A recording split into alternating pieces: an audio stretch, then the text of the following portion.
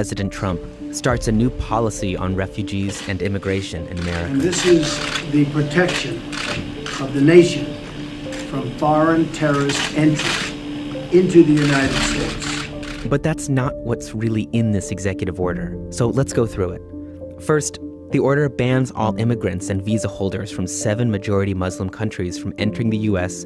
for at least 90 days. There is no security benefit. Americans are more likely to be killed by their own clothes than by an immigrant terrorist. Nobody in the U.S. has been killed in a terrorist attack by immigrants from these particular 7 nations. But the U.S. is now treating everybody from these countries as if they are a suspect. Computational biologist Samira Asghari said she now can't come here to work on immunogenomics at Harvard. Oscar winner Ashghar Farhadi can't come back to the U.S. for the Oscars, where he's nominated again. Sudanese doctor Suha Abu Shama hurried back to the U.S. to begin work at the prestigious Cleveland Clinic, only to be put back onto a plane out hours later. But in addition to these travel bans, the executive order also begins a fundamental shift in American refugee policy. The order halts nearly all refugee admissions for 120 days and admissions of Syrian refugees indefinitely. And it says in the future, refugees will only be admitted from countries that have sufficient safeguards in place to ensure the security and welfare of the United States. This is the opposite of how the U.S. has defined refugees in the past.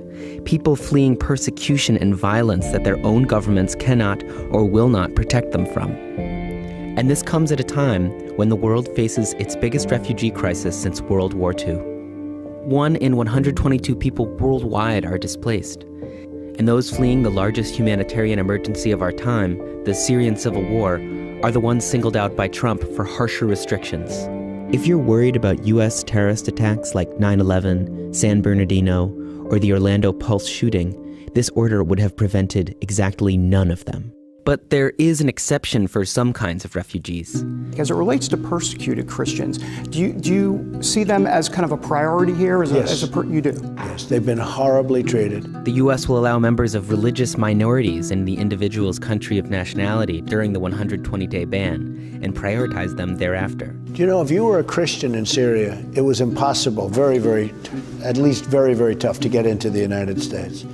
If you were a Muslim, you could come in.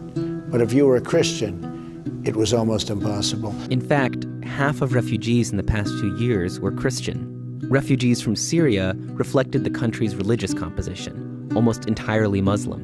But all this aligns with Trump's anti-Muslim promises throughout the campaign. Donald J. Trump is calling for a total and complete shutdown of Muslims entering the United States. Trump spoke about taking an America First approach at his inauguration. From this day forward, it's going to be only America first. America first. This executive order shows how much that vision aligns with the original America First movement. That movement sought American isolationism too. They were against American intervention in World War II.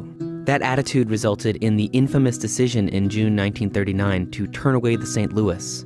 That ship had 937 Jewish refugees aboard, fleeing another hostile government, Hitler's.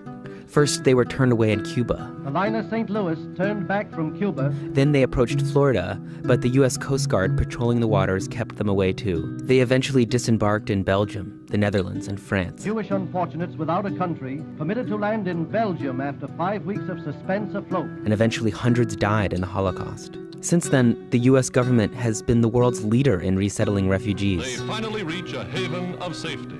The State Department website still brags about it, claiming 3 million refugees resettled around all 50 states since 1975. And the Statue of Liberty bears these goals too. A plaque on the side of the pedestal reads, "Give me your tired, your poor, your huddled masses yearning to breathe free, the wretched refuse of your teeming shore. Send these, the homeless, tempest-tossed to me. I lift my lamp beside the golden door." America hasn't always lived up to these lofty goals. But since World War II, we've lived in an era where the diversity of who gets to come to the United States has gone up and up. A federal judge stayed deportation of those stuck in airports amidst the confusion, and the Trump administration has already started scaling back. As far as green card holders moving forward, it doesn't affect them. But the Trump administration is trying to end the era when America didn't care what religion you are, regardless of where you come from. Legal challenges and protests around the country continue to try to preserve